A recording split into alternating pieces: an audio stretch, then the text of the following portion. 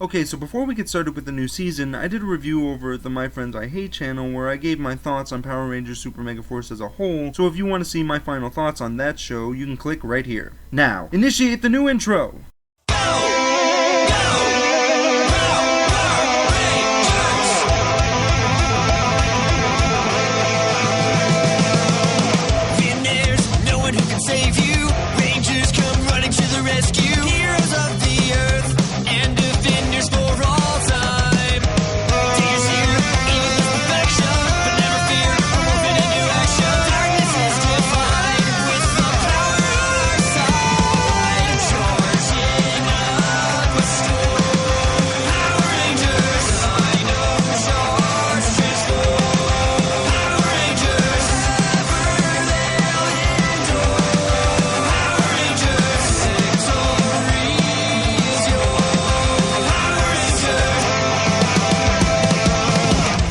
Yeah, that's right, we got a new year, an entirely new team of Rangers, and yes, a new Power Rangers theme. And I am actually a big fan of this theme. It's completely different from the last couple of themes we've gotten. They've stopped doing the roll call thing, and the theme has a very nice adventurous feel to it. Still, for whatever reason, it sounds oddly familiar to me. Maybe you guys can tell me what it is.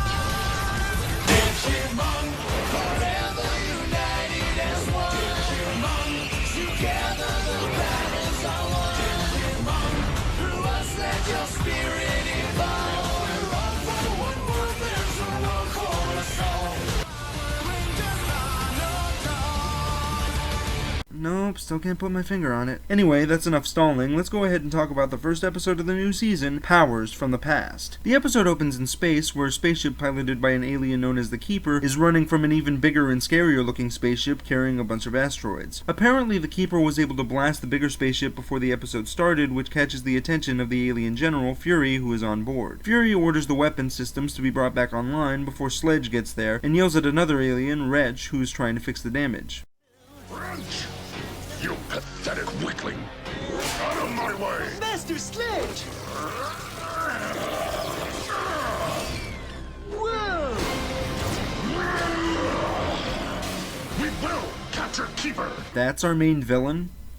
Alright. Master Sledge orders them to lock onto the Keeper's ship, but is interrupted by his girlfriend, yes, girlfriend, Poisandra, who wants to do the honors herself. Sledge allows Poisandra to do so, even though Fury insults her, and to show that Sledge is serious about their relationship, he shoots a foot soldier that is blocking Poisandra's view. Once the weapons are locked on, the ship fires, causing the Keeper to crash land on the Earth below. Sledge orders Fury to go down and find the Energems, saying he will rule the universe with their power. On Earth, the Keeper meets a T-Rex, which he can apparently talk to, and asks it to gather the bravest dinosaurs it can find before looking through the wreckage of the ship for the Energems. Eventually, the Keeper finds a container and opens it to make sure the Energems inside are safe before he hears Fury looking for him in the distance. The Keeper pretends to be dead as Fury approaches the crash site, and Fury is about to strike the Keeper to make sure he's dead, but stops when he notices the Energem container. Without checking to see if the Energems are inside, Fury leaves triumphantly, and back in space, Sledge and Poisandra bicker over why Sledge is a bounty hunter as they walk through where all his captures are. Sledge says that all the outlaws and asteroids he's collected will make him the richest bounty hunter in the universe, saying they might get married after Sledge has collected his rewards. Poisandra says they're getting married no matter what before Fury arrives, saying the Keeper is history and presenting the Energem container to Sledge. However, when Sledge opens the container, he detonates a bomb that was inside, which throws Fury into an escape pod that launches down to Earth and causes the asteroids the ship was carrying to fall toward the planet as well. Back on Earth, the T-Rex from earlier brings a group of dinosaurs to the Keeper, who bonds the Energems to the dinosaur spirits to keep them safe. When the dinosaurs leave, the Keeper is attacked by Fury, who asks where the Energems are after knocking the Keeper down. The Keeper tells Fury Fury he'll never find the Energems, and before Fury can finish them off, Fury hears explosions caused by the asteroids hitting the planet. Fury tries to run from the explosions, but ends up getting consumed by smoke, which engulfs the Keeper as the extinction of the dinosaurs takes place. Fast forward to present day, where we are introduced to Tyler Navarro, a teenager who finds information on a volcanic cave near town, which he intends to explore. Tyler asks a museum worker, Chase, how to get to the cave, and once Chase tells him, we follow Chase as he goes into the museum's restaurant. At the restaurant, Chase watches an awkward waitress named Shelby work, and after a humorous scene of her getting some orders mixed up, Shelby follows Chase out, asking if he's going to dig for some fossils. Chase says yes and proceeds to ask Shelby out on a date. Shelby declines and instead asks Chase if he will take her out on the dig with him and Coda, but Chase says he can't because of museum policy. Shelby then sees Coda and tries to bribe him with food so she can go on the dig, but Coda just snatches the food from her hand and begins eating it, not having heard a word she said. The museum supervisor, Miss Morgan, then shows up, and Shelby tries again to ask if she can go on the dig, but Miss Morgan refuses to let her, despite the fact that she knows a lot about dinosaurs. As Chase and Coda drive off, Shelby decides to hide in the back of their truck as they head to the dig. Back with Tyler, he finds the cave in the middle of the woods and grabs his equipment to explore it. During his exploration, Tyler is confronted by a hooded figure that starts chasing him. Tyler is able to hide from the figure, and once the coast is clear, he finds the red Energem in the wall of his hiding spot, at which point he digs it out and takes it, despite having no clue what it is. I don't know, maybe it was telling him to touch the piece or something. At the dig site, Shelby is about to come out of hiding and begin working on the dig, but before she can, the hooded figure takes a box with a glowing pink object inside. When the hooded figure leaves, Shelby tries to tell Chase and Coda about the thief, but they don't hear her, so she goes after the figure on her own. Shelby is able to take the box from the hooded figure and runs off, but the figure blasts the box out of her hands. Tyler then shows up and snatches the box off the ground before checking on Shelby and introducing himself. After a fun back and forth between the two, the figure reveals itself as a monster, so Tyler pulls out a shovel to protect himself and Shelby. The monster tries to blast the two, but Tyler uses the shovel to deflect the blast, eventually sending one back and hitting the monster. However, the blast ends up destroying the shovel, so Shelby tries to tell the monster that the object in the box might be destroyed if he fires again, but the monster calls her bluff and blasts them anyway, causing both the red and pink Energems to fall to the ground. The teens try to reach for the Energems, so the monster freezes them in place, but they manage to touch the Energems, which cause them to break free from the ice.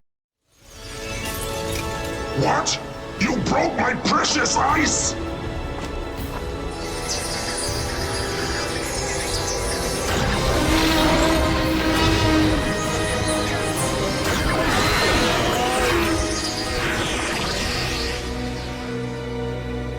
What is this? I have no idea. But it looks like this goes in here.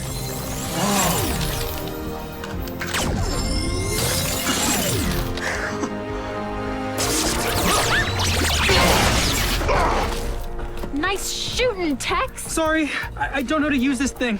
What'd you do? I just started spinning the thing and it started working, I guess. You're ruining everything! What's happening? I don't know. Look out!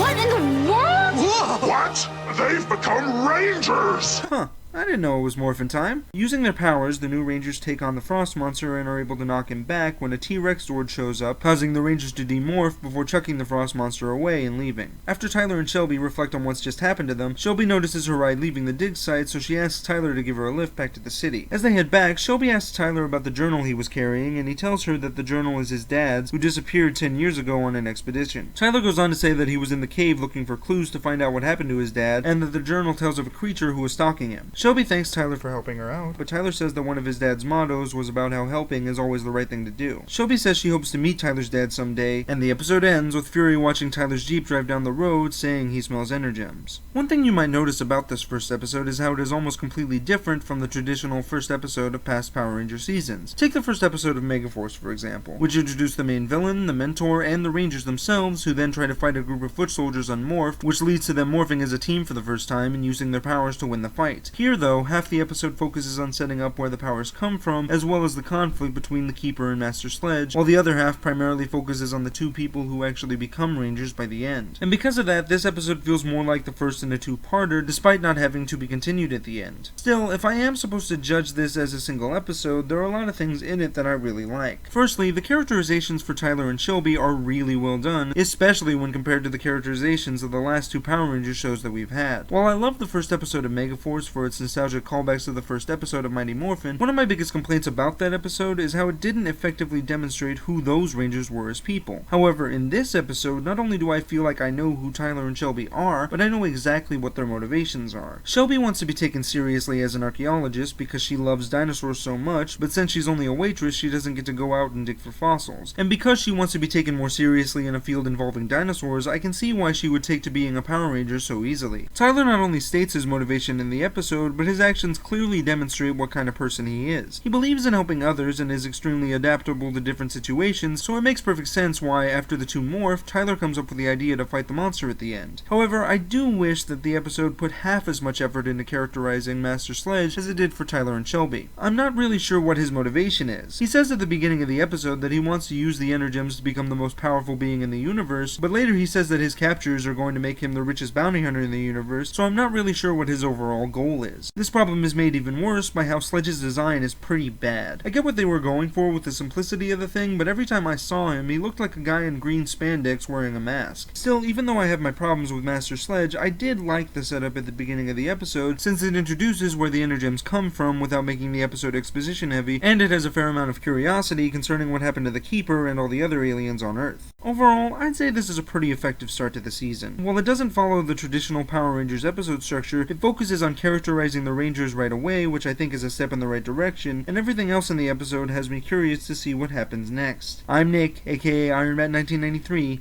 and may the power protect you.